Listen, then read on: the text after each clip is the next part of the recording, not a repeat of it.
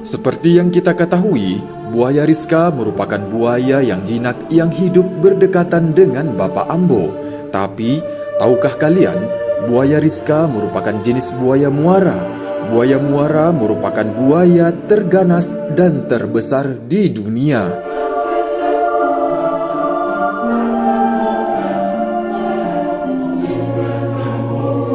Berikut ini 8 fakta ilmiah buaya Rizka.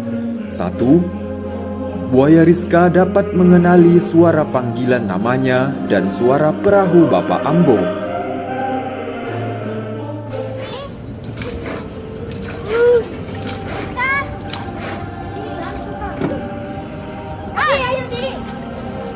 Rizka. Hal ini disebabkan buaya juga mempunyai ingatan dan pendengaran yang tajam. Ketika Bapak Ambo ke muara, Rizka langsung menghampiri perahu Bapak Ambo.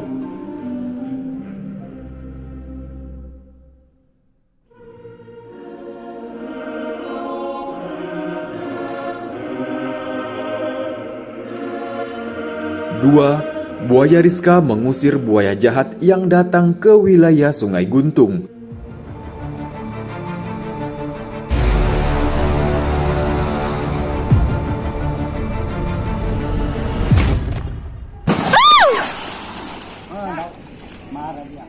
Hal ini merupakan naluri buaya untuk menjaga wilayah teritorialnya. Dengan demikian, warga di sekitaran sungai ini diuntungkan karena Rizka mengusir buaya jahat yang datang.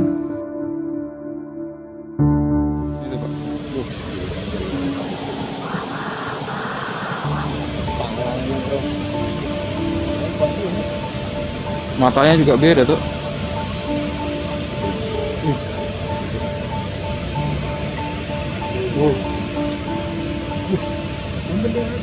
Ada ditangkap itu, ada yang mau diterkam itu. Oh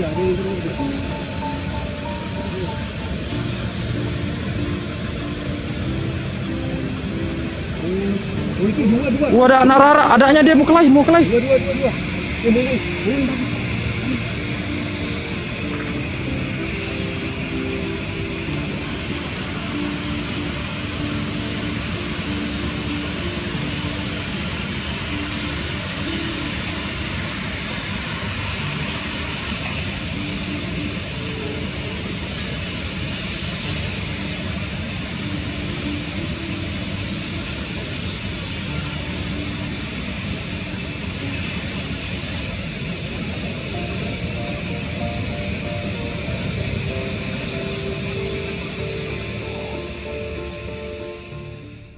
Tiga, buaya Rizka buaya jinak yang hidup di alam liar.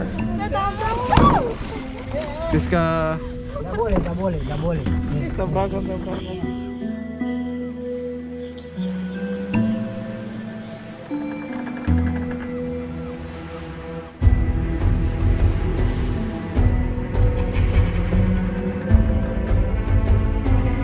Buaya merupakan reptil yang terganas. Buaya biasanya dipelihara di dalam kandang.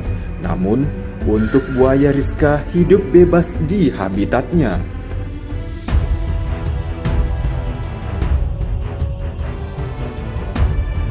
Lokasi buaya Rizka ini berada di Sungai Guntung Bontang, Kalimantan Timur.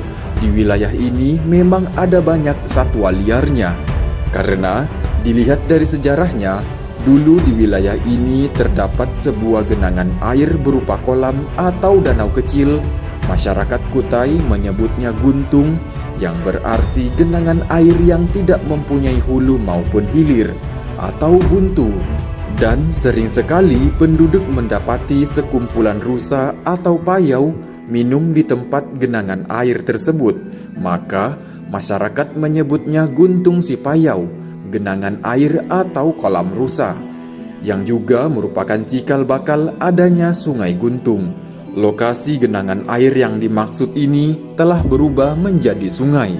Untuk lebih jelasnya, simak sejarah kampung Guntung ini langsung oleh tokoh adat Guntung. Assalamualaikum warahmatullahi wabarakatuh, teman-teman semua. Jadi pada kesempatan kali ini saya akan berbagi informasi kepada teman-teman tentang sejarah asal muasal asal muasal nama Guntung itu sendiri. Nah, jadi asal muasal nama Guntung itu sendiri menurut orang Kutai di sini, karena kebetulan saya lahir dan dibesarkan di Guntung ya. Jadi berdasarkan sejarah informasi dari orang-orang tua kami, nama Guntung itu sendiri berasal dari sebuah kata, berasal dari sebuah kubangan kecil. Jadi, kubangan kecil ini ada airnya, tidak ada hulu, tidak ada hilirnya. Itu disebut oleh orang Kutai di sini zaman dulu, itu namanya Guntung. Nah, kemudian nama Guntung itu, nama kubangan itu beralih menjadi kampung, bahkan menjadi kelurahan Guntung sekarang. Itu panjang prosesnya. Guntung sendiri itu ada sekitar tahun 1948.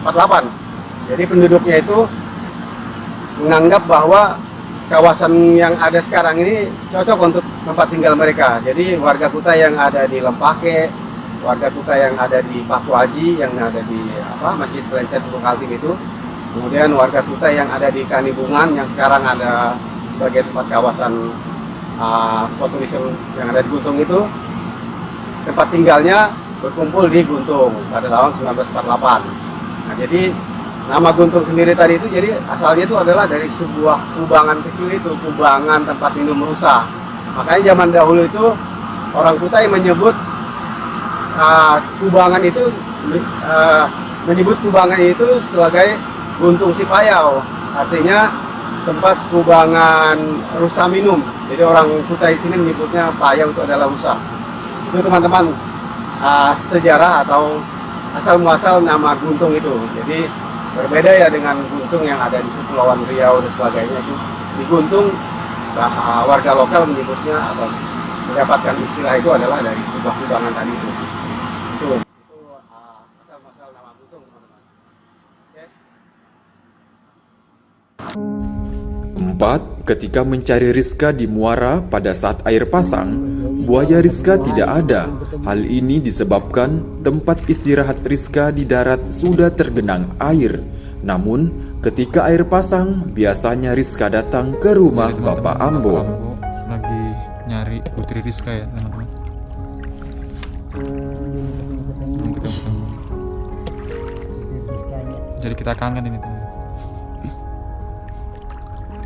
Biasanya itu tempatnya di sini tuh, Iya di sini sama di sana. di depan Di atas jalur itu jembatan. bisa dia jalan aja itu Mm-mm. ketemu sana. Oh Rizka. Ika. Kalau ada dia itu pasti turun itu. Putri. Putri.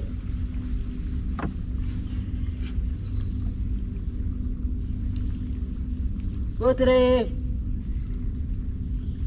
Dah, kemana?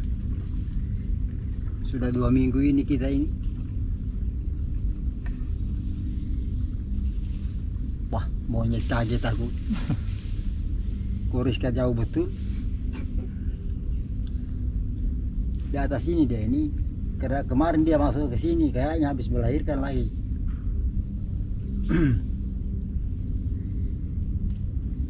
Rizka. Oh Rizka.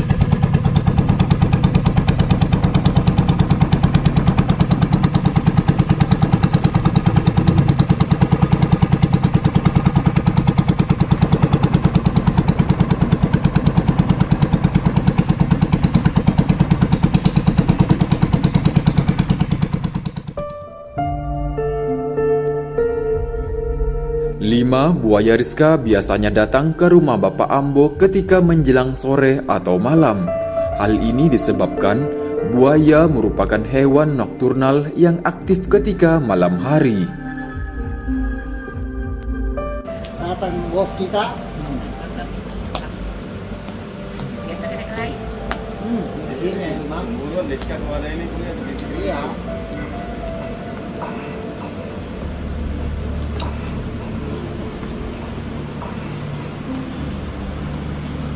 Sementara masih mengendap mangsa.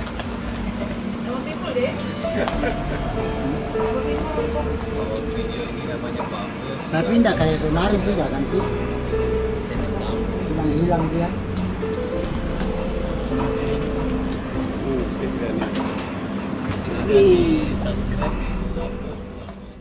6. Buaya Rizka sangat hafal dengan rumah Bapak Ambo.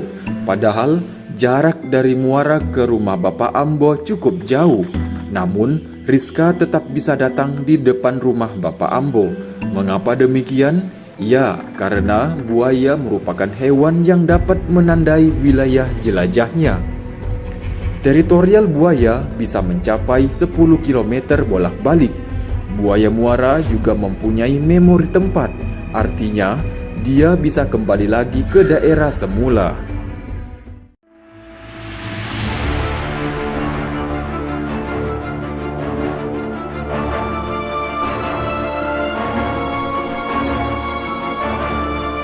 Tujuh, buaya Rizka dapat melompat ke atas air. Hal ini merupakan hal wajar karena buaya merupakan hewan yang dapat melompat menerkam mangsanya secara vertikal setinggi panjang tubuhnya.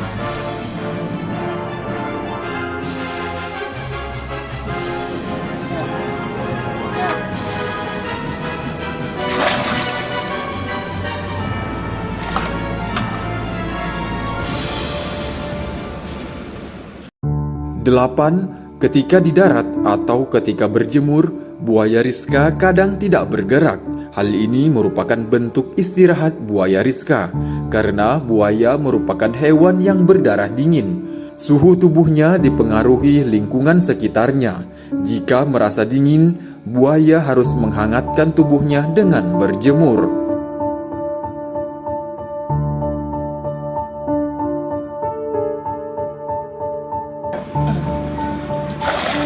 Itu dia tekniknya.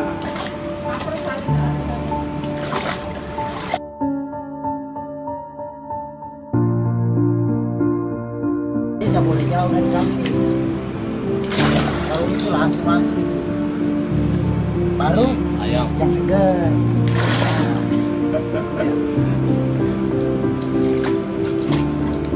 Dia ini tidak bisa diancam, kalau diancam.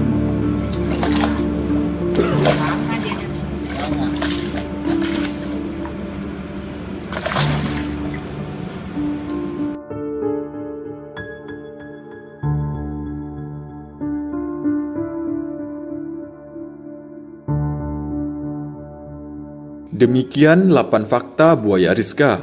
Fakta ini berdasarkan pengamatan ketika saya bersama Bapak Ambo. Salam lestari. Assalamualaikum warahmatullahi wabarakatuh.